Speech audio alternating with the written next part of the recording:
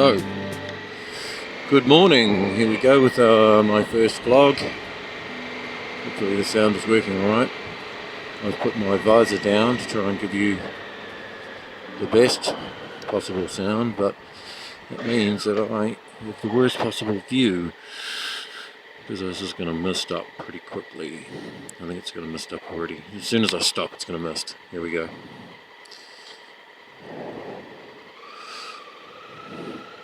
Anyway, so I've had a little adventure with my AKASO. I complained about the video quality, which is probably a little bit unreasonable. I went and had a look at some of the videos that I watched before I bought it, and it does actually have quite a magenta tint to the picture. And one of the things that's quite good about it is how much detail there is in the shadows, but the flip side is, like anything black doesn't look black, it kind of looks sort of a grey purple colour. So I didn't notice that when I was looking at all the videos I was watching. I was just kind of like, oh, there's a lot of detail in the shadows. But anyway, so I complained, and the biggest issue of course is the sound, because without really good sound, or at least passable sound, no one is going to watch anything that I make, because no one wants to listen to wind noise. So anyway, I didn't expect to really hear back from them, but I did, and there was a bit of a to and fro, and they said, oh, have you got any pictures or anything that you can send us? So I sent them the link for the video that I made of the AKASO versus the Cam Park, and they said they'd pass that on to their technical team. And then they came back and they were like, oh yeah, if you send that back, we'll pass it on to our technicians. They want to have a look at it. I was like, okay, so maybe there's something wrong with it. And I was thinking, but I bet you like they wanted my address, and I was like, I bet you anything, as soon as they find out that I'm not in America, that'll be a problem. Anyway, so I gave them my address, and then I checked this morning, and sure enough, they were like, oh, we don't have a warehouse there. Of course they don't have a warehouse here. Nobody has a warehouse here. New Zealand. Anyway, so I am going to be keeping this. I thought I was going to call this vlog. I thought I was going to call this vlog first and last vlog, question mark. But I think I'm going to do, well, you know what I'm going to do, because it's what I've called it. So who the hell is Campbell? So I've been riding motorcycles since I was about 18.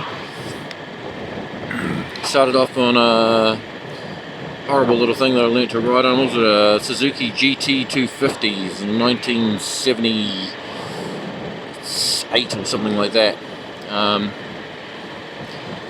And that I kept at my friend's place, because if I took it home, my mother had always said if I came home with a motorcycle, she'd chop it up with an axe.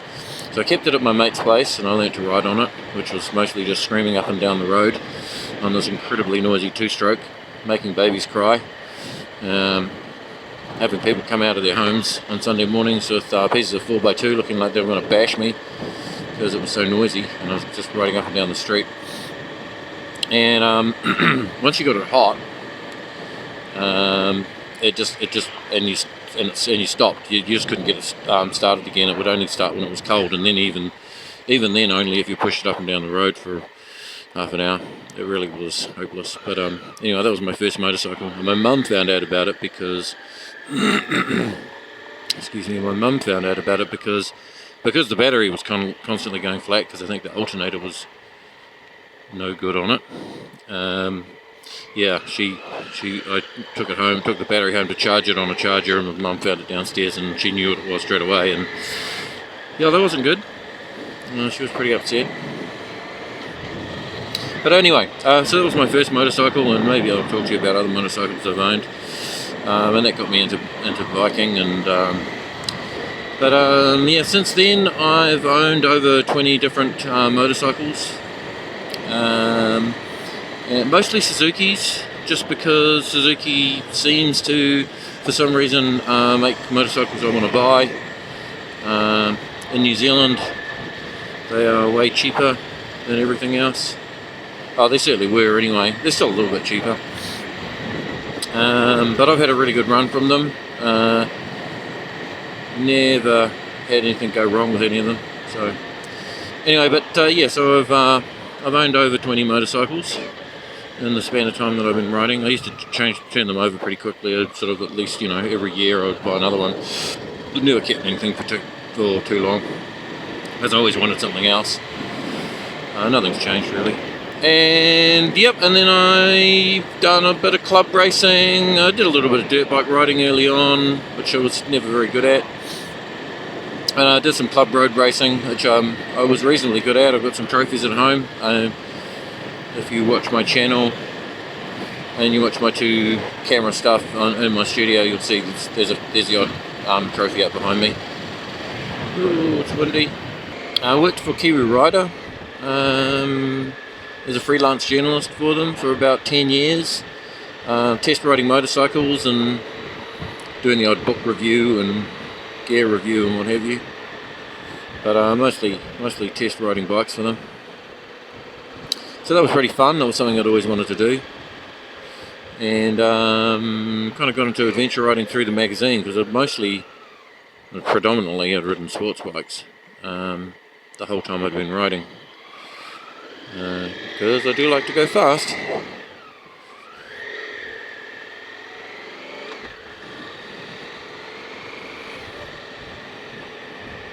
So this is my morning commute. Yeah, my commute to work's pretty short. Only about 15-20 minutes from my high school, which is good. I don't have to go too far. Most people in Auckland travel for at least an hour through rush hour traffic to get to their jobs, which sucks. But even if I take my van, I'm only like kind of 15 minutes from work.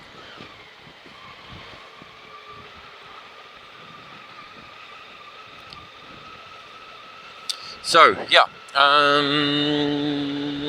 lots of Would you meditate to that? I've ridden over 120 different makes and models of motorcycle, and in that time, so I've got a fair idea about what a motorcycle should go like. And also, like, I guess, you know, probably developed a whole bunch of my preferences over the years. Managed to knock some of that out of my system when I was working at the magazine, because you had to think about, you know, what is this motorcycle for? Like, who is it aimed at? Like, what is its purpose? And is it really meeting, you know, that need? Whereas, obviously, when I am just writing stuff for myself, I'm like, does this do what I want it to do? Which is handle really well, go really fast, look nice, sound good, and all the sorts of things that we like as motorcyclists. Of course, everybody is very different, so what I think sounds nice or looks nice is very different to somebody else. But anyway. So my Honda's only got about 7,000 Ks on it. Well, it's got more than that now because I've been riding it, but it's got about 9,000 Ks on it now. But I only had about 7,000 Ks on it when I got it. So it's almost new as far as bikes go. And it's a Honda, and as we all know, the mighty Honda build quality, yep, they missed that on the Africa Twins. If you look around on the forums, you very quickly find out that for some reason Honda did not pour a whole lot of love on their Africa Twin when they actually started building it. I mean, I think the design's good. Well, some of the design's good, some of the design's bloody terrible, but it's a hard road to finding the perfect motorcycle.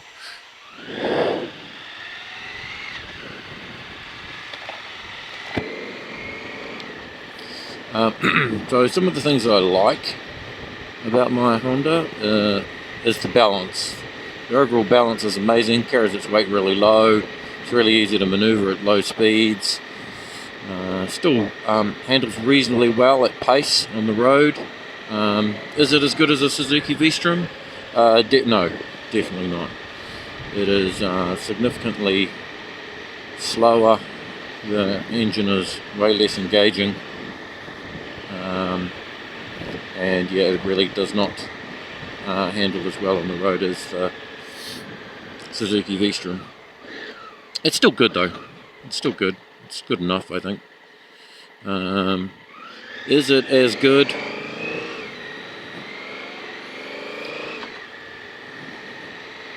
Is it as good as a KTM 950? Well, it's way better on road than a KTM 950. Like, you definitely feel comfortable when you're riding it, from a point of view of just overall comfort, but also from a point of view of just how it handles in the corners. Like, the front end on it is significantly better. The front end on my KTM always felt vague as anything. It's one of the key things I didn't really like about it. I didn't really enjoy riding it on the road that much. Some of the reason might have been because I was running adventure tyres on it, and you know, if you've got a full knob on the front, it definitely erodes your confidence on the road,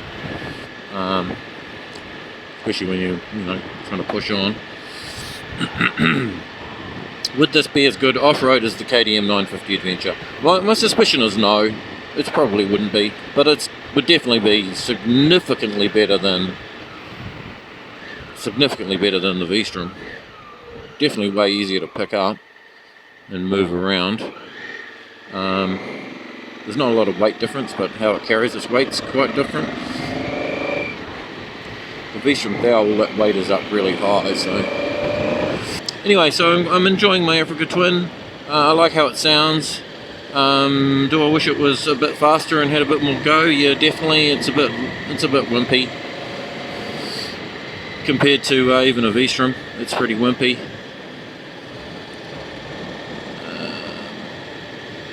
And build quality issues. I mean, it's all right, but there's a few things about it that are dumb.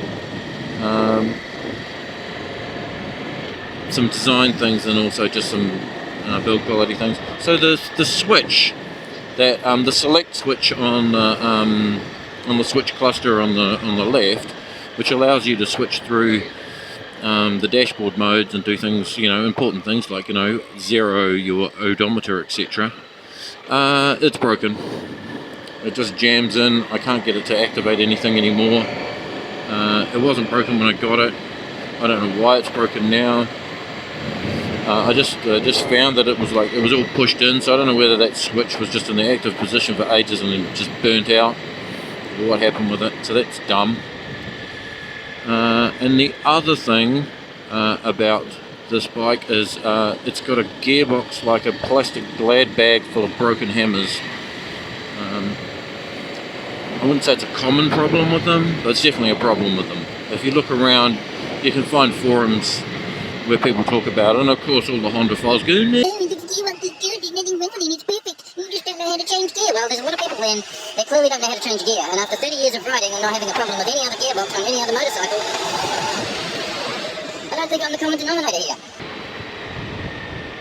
Oh, I can't see. I can't see. Oh, flip. Can't see. Yeah, I don't think I'm the common denominator. You know, I'm a bit ham-fisted, or ham-footed with my gear changes, but you know, it's got false neutrals between 4th and 5th, and I found some false neutrals between 5th and 6th, and it ain't peaceful when you go into one of these false neutrals. It clatters around, sounds like somebody's dropped a spanner and a grinder, and you quickly pull a clutch in before the thing does something scary.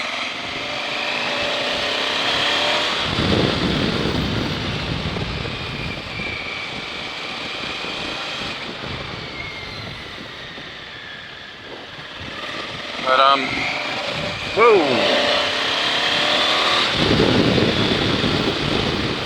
As long as it doesn't blow up, I don't mind. I can put up with it being a little bit rubbish. I've been trying to get new tyres for this. I've been waiting. Eventually it's arrived, but it was supposed to be here on the weekend. It was supposed to be here for the last 3 weekends.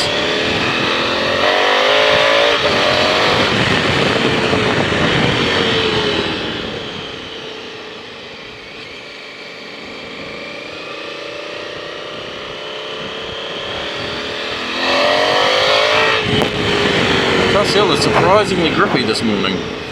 I'm a little bit surprised by that. Yeah, they desperately need new tyres on this. I can't do any adventure riding on it. It's on the stock tyres, which is, you know, they call them an adventure tyre, but it's a touring tyre. And they're not even very good at touring tyres. Most people complained about how rubbish they were. I think, you know, a lot of people replaced them straight away. Anyway, they're on, you know, they're on the their end of their life, you know. You've got like 9,000 Ks on them, and they're on a 2016 bike, so they're not new. So it's probably a little bit unfair to judge them based on that. But yeah, that back tyre's terrible. They're just wheel spins everywhere. I've had a wheel spin on the dry, and this thing wouldn't pull the rice skin off a pudding. This thing wouldn't pull the skin off a rice pudding. So yeah, I am going with Mitas E07 Plus for the back, because obviously I want something that is actually designed to go off-road, because that's why I got this. And I'm not just talking about gravel roads, I actually mean off-road. You know, the beach, sand, possibly some mud, rocky trails, maybe, that kind of thing.